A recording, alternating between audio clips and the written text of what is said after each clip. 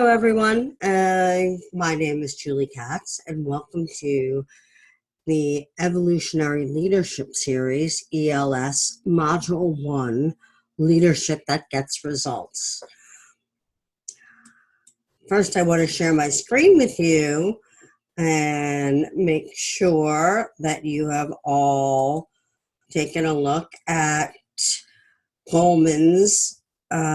Goleman's Leadership That Gets Results, which this PowerPoint is based on, and which is the foundation for emotional intelligence, skills, competencies, and moving into a leadership position.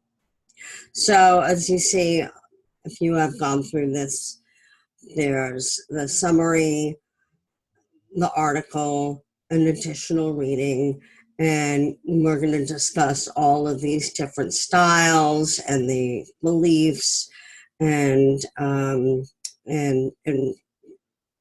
prepare you for the next section of our ELS series, Leadership That Gets Results. Okay, so let me share my screen with you here as we move on and see if I can get rid of me for now. So this is our Evolutionary Leadership Series, Module 1, Leadership That Gets Results. The classic definition of this, at least by Daniel Goleman, is that leadership is achieving results through others. So you need people around you or beneath you or supporting you, and you're supporting them in order to achieve results. The skills and competencies are necessary for leaders. Which skills and competencies are necessary for leaders to succeed in today's business world? Well, it's not just the business world, it's the academic world, it's the global world, it's any sector that you're in. And that's what we're going to discuss, so that you'll understand that this is a global approach to thinking about leadership skills and competencies. So there are emotional intelligence skills. There are 20 fundamental competencies that are categorized into 4 distinct skill sets: self-awareness, self-management, number 3, social awareness, 4, social skill. And we're going to walk through these now. Self-awareness. So that is reading and understanding your own emotions.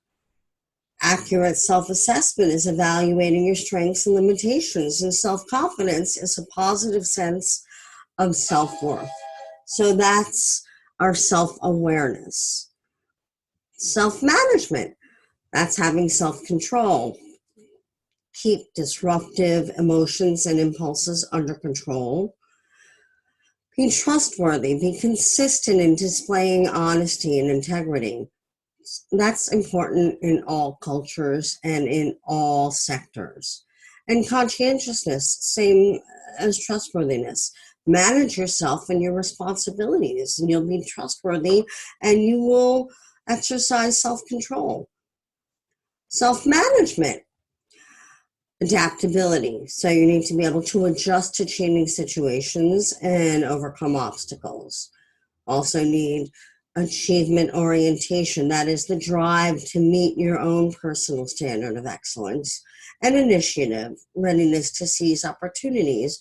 That is, if you're in circumstances and in a culture and in an environment that supports your desire to exercise initiative. And there's social awareness, empathy, and this is something everybody needs around the world. A sense of other people's emotions, understand their perspective, take an active role in their concern.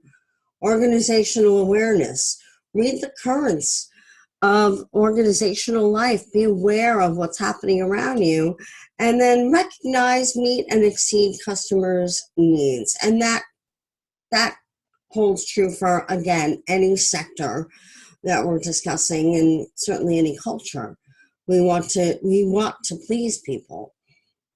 And that's an important part of being socially aware. Finally, social skills. Visionary leadership. Take charge and inspire with a compelling vision. Influence. That's the ability to wield a range of persuasive tactics. And again, that depends on your environment, your station in your particular circumstances. But it's important to think about how you can influence, whether it's circuitously, directly, subversively, maybe. But that's an important aspect of being a leader. Developing others is critical. Bolster the abilities of others through feedback and guidance. Feedback and guidance are so important to employees, to help them understand if they're on track, if they're doing well, and if not, help them and guide them, coach them to do better. And communication, listen and send very clear, convincing, well-tuned messages. Continuing with social skills, the change catalyst is to initiate new ideas and lead people maybe in new directions. Conflict management is, as it sounds, de-escalate disagreements and orchestrate resolutions for conflicts. Building bonds, this is important everywhere and anywhere. Cultivate and maintain a web of relationships. You never know who will become part of your network and who you can help and who can help you. Teamwork and collaboration, promote cooperation and build effective teams. So now we move on from the competencies to the 6 leadership styles: coercive, authoritative, affiliative, democratic, pace setting, and coaching. Coercive style. The leader's modus operandi demands immediate action. The underlying emotional intelligence competencies are drive to achieve, strong initiative, and self-control. And this style works best in a crisis or turnaround situation where maybe there's a company takeover or a new leader or president, and things need to change. The overall impact on climate, and this is important as we move through these different styles, is negative because it's intense, and some people don't react to that well, and it creates a negative environment. But sometimes it is necessary. The authoritative style. The leader's modus operandi mobilizes people towards a vision. The underlying EI competencies: self-confidence, empathy, being a change catalyst. And this style works best when changes require a new vision or clear direction. So if your company or your school or your work circumstances require that we take a new approach to something, that's when the authoritative style works best, and it can be it can have a positive impact on the overall climate. The affiliative style. Leaders' modus operandi is to create harmony and build emotional bonds. Competencies include empathy, building relationships, communication. And this style works best when you need to heal team rifts or motivate people during stressful circumstances. And again, this has a positive impact on climate. Democratic style. Forge consensus through participation. People like that. The emotional intelligence competencies involve collaboration, team leadership, and communication. And this style works best is when you need to build buy-in and get input from valuable associates. So when we need people to get on board with something. We want them to collaborate with each other and come to a consensus about things. And this has a positive overall impact on climate. The next one is pace setting. And this is a tough one. It sets high standards for performance. The competencies include conscientiousness, drive to achieve, initiative.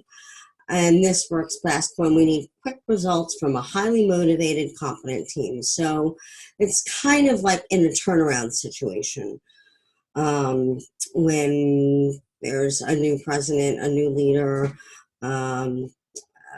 in your business or school, you need to change things up very quickly based on, the new guidelines or policies. So when this is the case, the impact on climate is generally negative, but it doesn't necessarily last for a long time. The coaching style, my favorite, is to develop people for the future, develop others, help develop their empathy and their self-awareness. And this style works best when we want to help associates improve, develop long-term strengths, and we want to build bench strength in our team so that these people can grow and into leaders themselves. And this obviously has a positive impact on climate. So given together 6 leadership styles, obviously one style does not fit all. Effective leaders are nimble enough to switch flexibly between leadership styles. So you have to know your audience. Over and over again, we have to think about our audience. Who are our participants? Who is on our team? Where are they from? And how do they operate? So we need to be able to do that flexibly. Leaders who have mastered 4 or more leadership styles, especially the authoritative, democratic, affiliative, and coaching styles, generally have the best climate and business performance because they're, working towards a goal.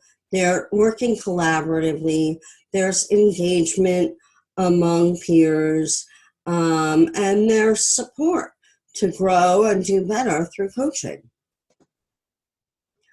So at the end of this section, we'll have a breakout activity on movie clips, and you'll see the handouts for instructions. You'll be broken into groups and analyze leadership styles from various movie clips. So that's the overview on leadership that gets results, module 1 for our evolutionary leadership series. Thank you for your time, and don't hesitate to contact me if you have any questions. Thanks.